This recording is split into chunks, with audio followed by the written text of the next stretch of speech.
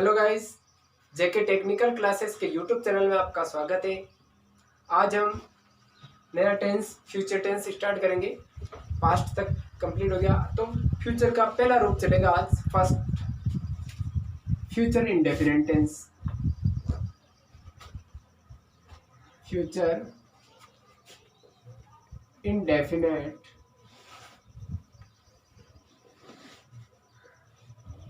Tense.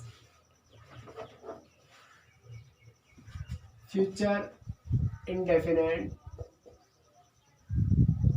Tense तो very simple है। अगर हम फ्यूचर की पहचान की बात करें हिंदी में, पहचान हिंदी के वाक्यों के अंत में जैसे गा, गे, गी, तो ऐसे शब्द हिंदी के वाक्यों के अंत में आते हैं। अब इसके अंदर जब हेल्पिंग वर्ब जो लगेगी वो शैल और विल लगेगी, लेकिन अब इसमें रूल ये है, जैसे सब्जेक्ट, एक तो सब्जेक्ट आई और वी के साथ, आई और वी के साथ हेल्पिंग वर्ब शेल लगेगी ना, यानी शेल का प्रयोग करेंगे। हेल्पिंग वर्ब क्या लगाएंगे? शेल का प्रयोग करेंगे, यानी शेल लगेगी। और बाकी सभी कर्ता के साथ अदर सभी सब्जेक्ट, अदर ऑल सब्जेक्ट के साथ हेल्पिंग वर्ब के रूप में, हेल्पिंग वर्ब के रूप में विल का प्रयोग करेंगे। विल का प्रयोग करेंगे। बिल्कुल सिंपल है। और यहाँ पर वर्ब की इसमें फर्स्ट फॉर्म लगेगी, बस यही फॉर्मेट है।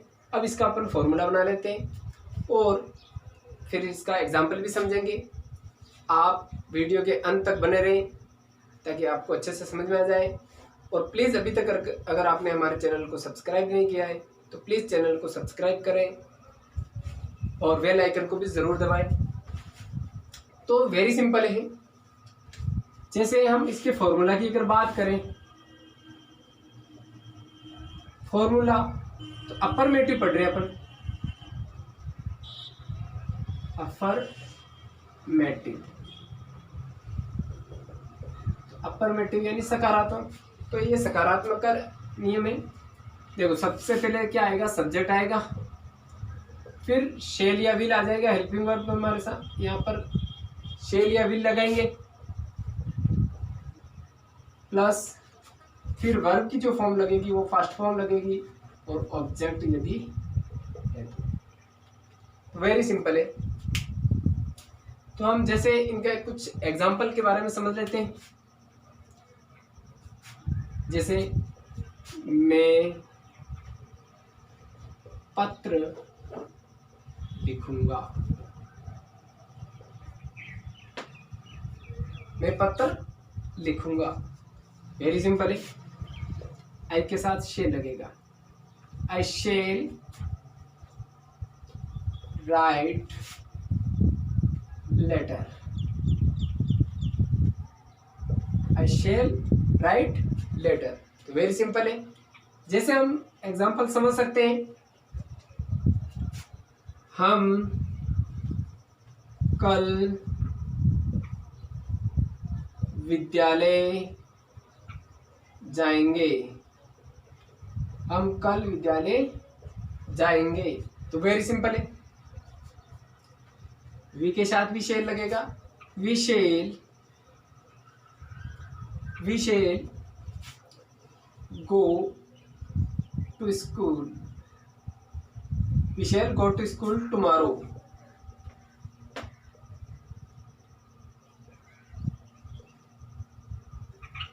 We shall go to school tomorrow. तो वेरी सिंपल है। हम कल विद्यालय जाएंगे तो we shall go to school tomorrow. तो हम ऐसे एग्जाम्पल समझ सकते हैं। जैसे उसके पिता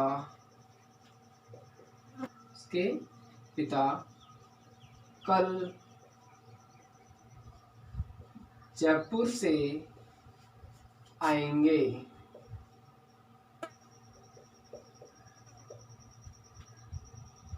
उसके पिता कल जयपुर से आएंगे। वेरी सिंपल है। जैसे हम समझेंगे यहाँ पर, हिज फादर, है ना, हिज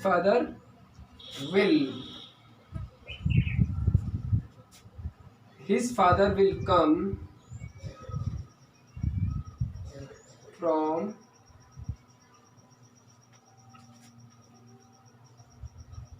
जयपुर टुमारो।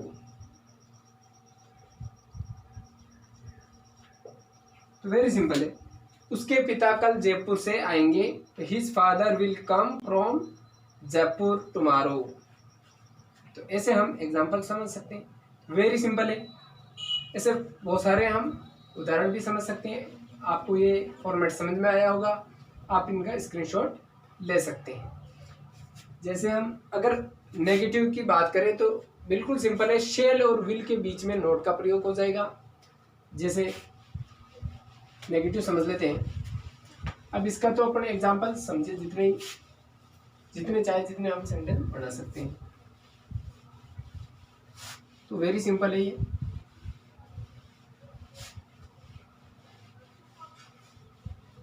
जैसे और भी एग्जाम्पल समझ सकते हैं अपन।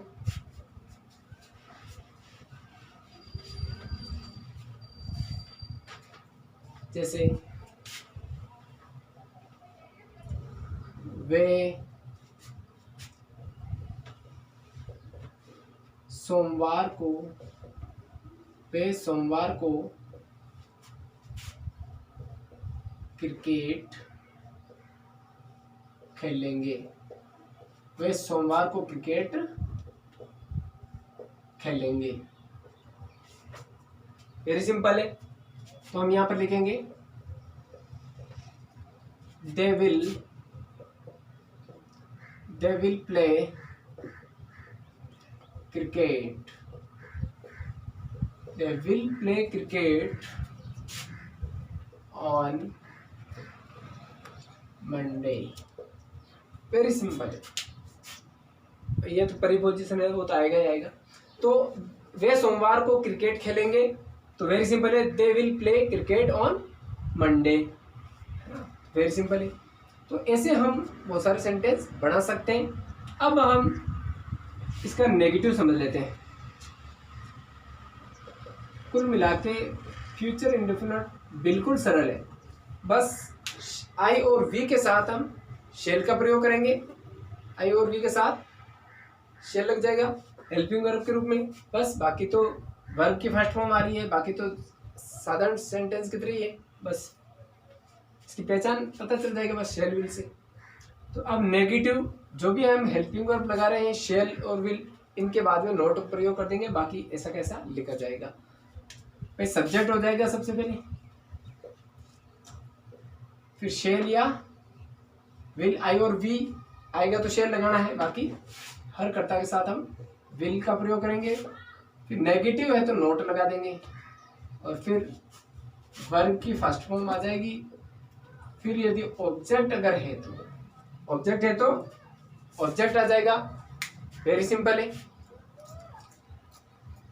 तो बिल्कुल जैसे हम उन्हीं सेंटेंस को जैसे हम नेगेटिव समझेंगे, यानी नेगेटिव में परिवर्तन करेंगे। जैसे पहला सेंटेंस क्या था, जैसे वे, मान लो जैसे वे, इसी को हम समझ लेते हैं। जैसे वे सोमवार को क्रिकेट नहीं खेलेंगे। वे सोमवार को क्रिकेट नहीं खेलेंगे। वेरी सिंपल है।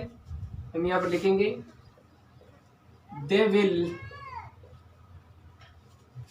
Not play cricket. They will not play cricket. Note लगाते हैं, हाँ, they will not play cricket on Monday. Very simple है। ऐसे हम एग्जाम्पल को समझ सकते हैं। जैसे मैं कल विद्यालय नहीं जाऊंगा। मैं कल विद्यालय नहीं जाऊंगा। मैं कल विद्यालय नहीं जाऊंगा, तो हम यहाँ पर लिखेंगे I shall not go to school.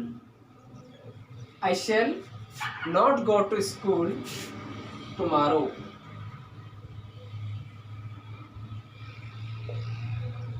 तो वेरी सिंपल है।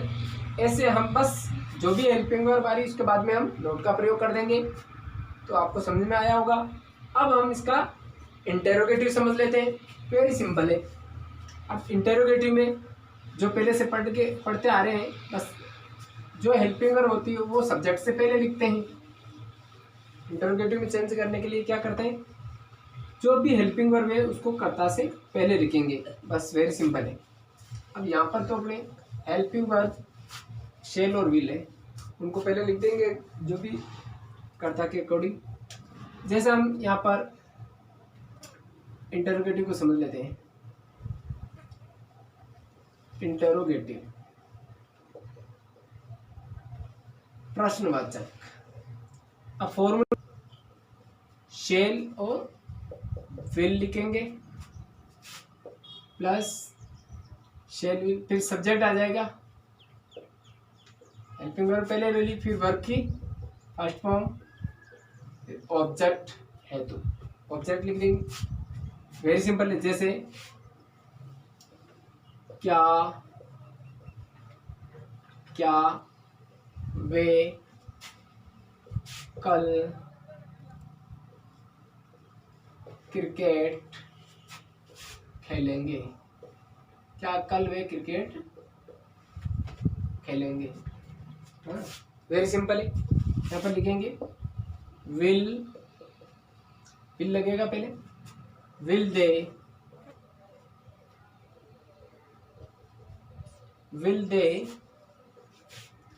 Play cricket tomorrow.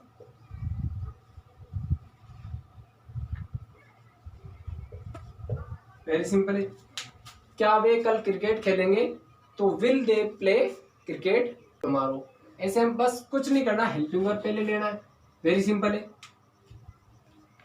बिल्कुल। दूसरा सेंटेंस, क्या हम सोमवार को क्रिकेट खेलेंगे। क्या हम सोमवार को क्रिकेट खेलेंगे। तो वेरी सिंपल है। हम यहाँ पर लिखेंगे shall we play cricket on Monday. Very simple. बस ऐसे हम बहुत सारे एग्जाम्पल को समझ सकते हैं। आपको ये वीडियो अच्छी लगी हो तो आप स्क्रीनशॉट ले लें इनका। और अब WH वर्ड की अगर हम बात करें तो वेरी सिंपल है। WH वर्ड इसके साथ में आगे जुड़ जाएगा। WH वर्ड पहले आ जाएगा, बाकी ऐसा कैसा फॉर्मेट ये फॉर्मेट रहेगा। जैसे मान लो WH वर्ड का सेंटेंस आ जाए, मान लो, तो कैसे समझेंगे उनको। वेरी सिंपल है। जैसे हम समझेंगे वे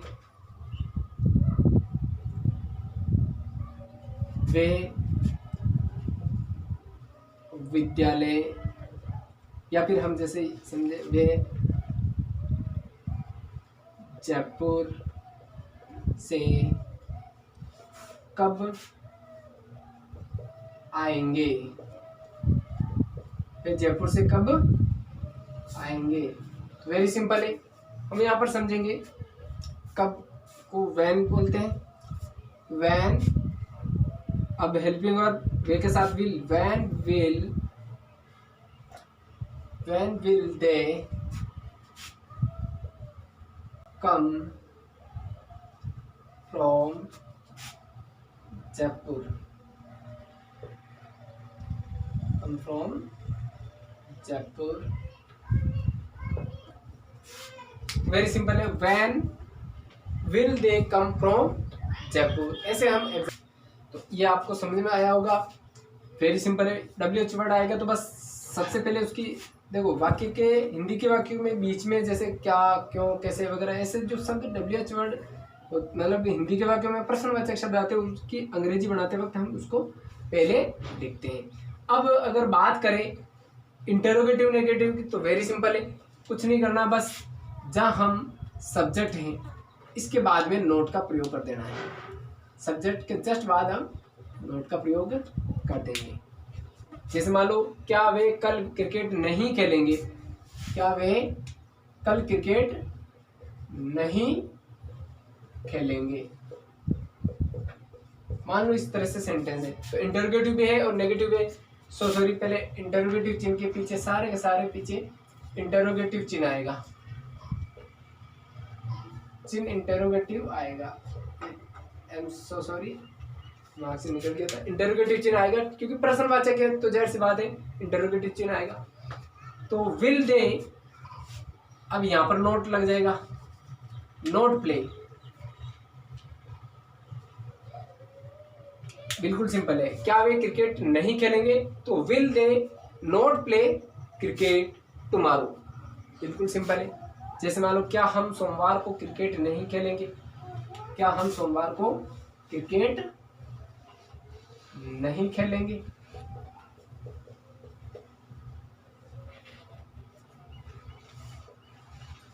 तो वेरी सिंपल है। तो जैसे हम शेल वी प्ले, नोट तो यही लगेगा सब्जेक्ट के बाद प्ले। तो shall we not play cricket on Monday. जैसे मान लो इसका अगर नेगेटिव हो, जैसे वे जयपुर से कब, या फिर वे जयपुर से क्यों नहीं आएंगे, वे जयपुर से क्यों नहीं आएंगे। तो वेरी सिंपल है, अब क्यों को वाई कर दो, why will they not come from Jaipur. Very simple है, बस क्या किया, सब्जेक्ट के बाद नोट लगाया, ये इंटरोगेटिव नेगेटिव हो गया। बिल्कुल सिंपल है। तो आपको ये वीडियो कैसी लगी प्लीज़ कमेंट करके ज़रूर बताना, और चैनल को सब्सक्राइब ज़रूर करना, और बेल आइकन को भी दबाना ताकि हर नोटिफिकेशन आपको समय पर मिलता रहे।